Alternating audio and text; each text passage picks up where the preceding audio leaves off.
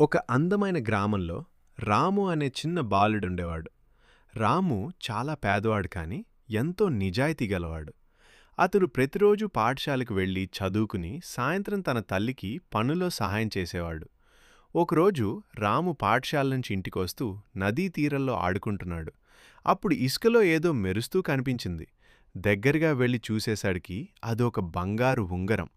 రాము మొదట ఆనందించాడు, కాని వెంటనే ఇది నాది కాదు, ఎవరో కోల్పోయి ఉంటారు అని అనుకున్నాడు.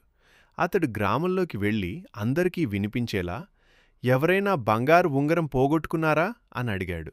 చాలామంది వచ్చి చూశారు, కాని అది వారి ఉంగరం కాదు. చివరికి ఒక వృద్ధుడు వచ్చి కన్నీళ్లతో, బాబూ, అది నా ఉంగరం, నా భార్య గుర్తుగా ఇచ్చింది అన్నాడు. రాము ఒక్క క్షణం కూడా ఆలోచించకుండా ఉంగరాన్ని వృద్ధుడికిచ్చేశాడు.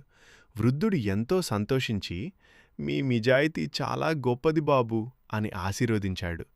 ఆ రోజునుంచి రాము గ్రామంలో అందరికీ ఆదర్శంగా మారాడు. నిజాయితీ మన జీవితాన్ని వెలిగిస్తుంది.